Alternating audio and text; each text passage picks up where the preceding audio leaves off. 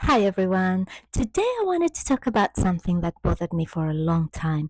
In fact, this is one thing that probably made my faith atrophy and I sort of started to pray less. And this is the problem of evil. PoE in short. I often wondered why there was so much evil in the world and why God did nothing about it. I wondered why innocent people were getting hurt and God would just sit by idly and do nothing about it. These are topics that I really struggled with, and I've since learned that I'm not the only one. It's a whole topic within the apologetics where people try to answer this question. And today I'm going to try and explain how I ended up reconciling it for myself. And this is after I'd renewed my walk with God, and now I was. Here's the thing. God found me. I wasn't looking for him. I was so disillusioned with Christianity. I was disillusioned with religion. I hadn't had a relationship before, so I really didn't know what I was looking for. And when God began to pursue me, it was during such a time of brokenness in my life. And such is the Father's love, because I don't know where else I was going to turn for comfort. I don't know where else I was going to turn for a solution. And he pursued me and pursued me. And I would remember Bible verses that I had grown up listening to. Again, I come from a Christian home. My mom was a catechism teacher. We had studied the Bible in my family. We prayed together every night. We fasted on weekends. So I came already from that background. So when the Lord began to pursue me, I began to hear verses. Verses would come back to mind. I would recall, I would hear a verse in my spirit, I will never leave you nor forsake you. And that was quite poignant because that is the sort of thing I was dealing with. And so God was reassuring me that I am loved by him, that he was never going to leave me, that I should turn to him, that my solution was going to be found in him. And so my return was very supernatural in that sense. And once the high of that settled, I started slowly to realize that the questions that had made my faith to atrophy were still there, and they were still very relevant.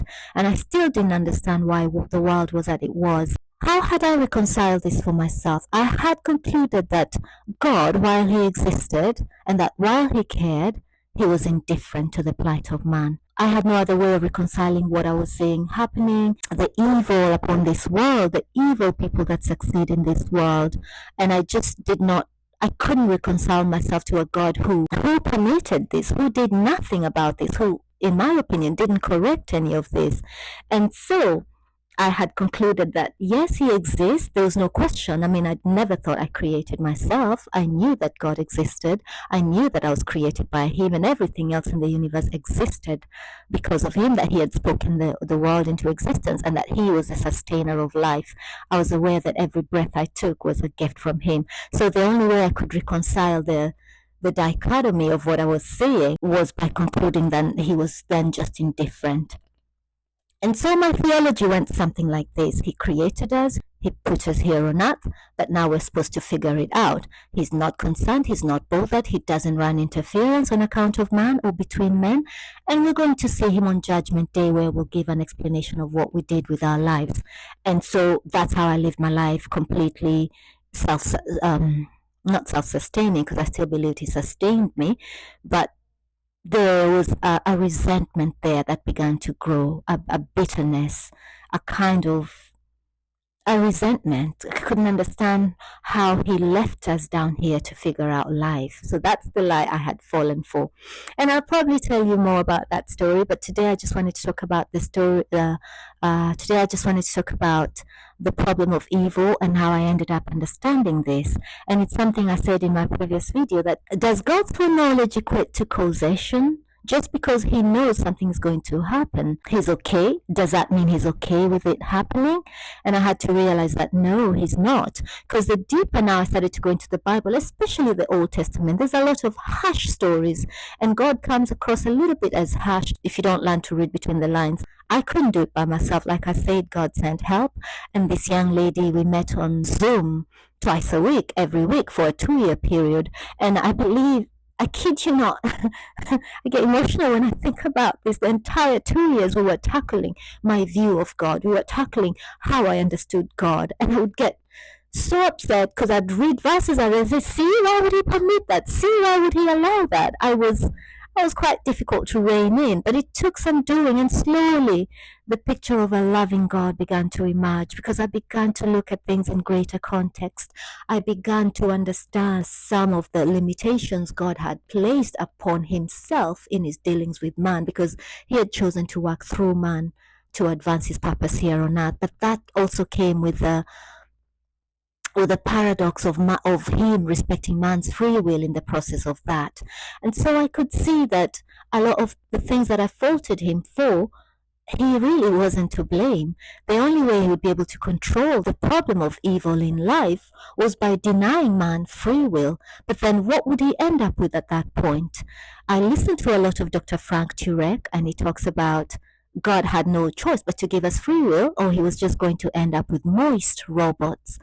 And I can imagine that you can have people choose to love you, to honor you, to worship you, or you can force them to do that. And God chose to allow us to go whichever way we want. But the flip side of that means that we are going to have evil people doing evil things because God has chosen to honor our free will.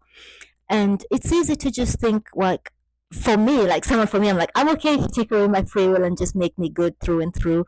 But then I also understand that what utopic world is that? What kind of a life is that? What kind of a world is that? God had to allow us free will because there's no other way to live but to have your free will to do with as you please. There's no other way to live life.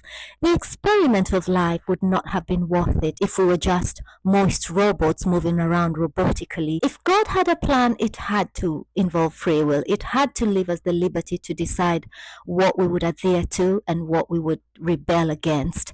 And so that has allowed me to see, like now when I see things that are happening in the world, and some of the things that are happening are not so pleasant, when I see wars, rumors of war, when I see enslavement of entire populations, when I see world hunger, when I see poverty, when I see these things, I now understand Jeremiah better when he says the human heart is wicked beyond belief, because that's true that we do have the ability to eradicate world hunger, but because of greed, we don't do it.